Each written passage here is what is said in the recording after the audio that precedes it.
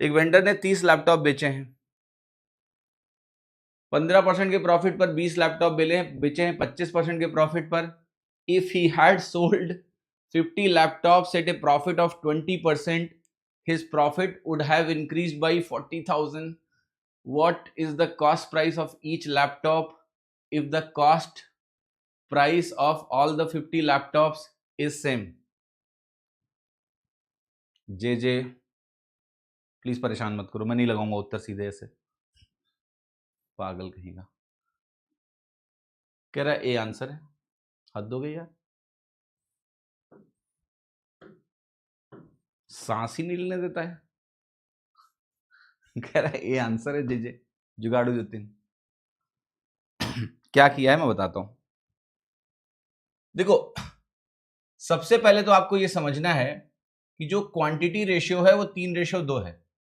ये 15% का प्रॉफिट देता है और ये हमारा 25% का प्रॉफिट देता है. ठीक, समझ में आई बात? अब ध्यान से देखो, अगर आप नेट प्रॉफिट परसेंटेज निकालो तो ये बनेगा 45, ये बनेगा 50 डिवाइडेड बाई 325, तो ये वैल्यू बनेगी 95/5 इज इक्वल टू 19%. तो इफेक्टिवली अगर आप 30 क्वांटिटीज को 15% के लाभ पर बेच रहे हैं और 20 क्वांटिटीज को अगर आप 25% के लाभ पर बेच रहे हैं, तो नेट जो परसेंटेज है वो 19% का है 50 पर. अब देखो ध्यान से, जेजे ने किया क्या, बेसिकली उसने कहा अगर सीधे 50 को हम 20% के लाभ पर बेच दें तो जो डिफरेंस आएगा वो 1% का आएगा या नहीं आएगा? यस. और एक लैपटॉप पे कितने का बेनिफिट हो रहा है? 50 से डिवाइड कर लो, 8,000 का. अगर आप एक लैपटॉप पे कैलकुलेट करो तो 800 का हो रहा है कि नहीं हो रहा है? यस. तो वही वो कैलकुलेट करके कह रहा है कि एक लैपटॉप की जो कॉस्ट प्राइस होगी वो कितनी हो गई? 80,000. समझो इस सवाल को ध्यान से. 50 लैपटॉप पे नेट प्रॉफिट परसेंटेज आया 19% का नेट.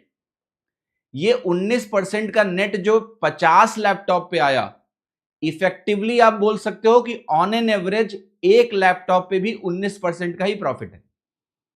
यस. अच्छा, एक लैपटॉप पे ऑन एन एवरेज कितना मुनाफा हो रहा है? क्योंकि हर एक लैपटॉप की प्राइस तो सेम है ना, तो हर एक लैपटॉप इक्वली कंट्रीब्यूट करेगा.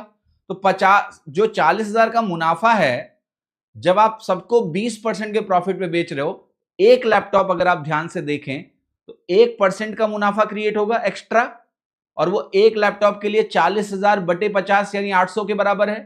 तो एक लैपटॉप के लिए कॉस्ट प्राइस का 1% 800 के बराबर है. तो 100% किसके बराबर है? राइट, 8,000.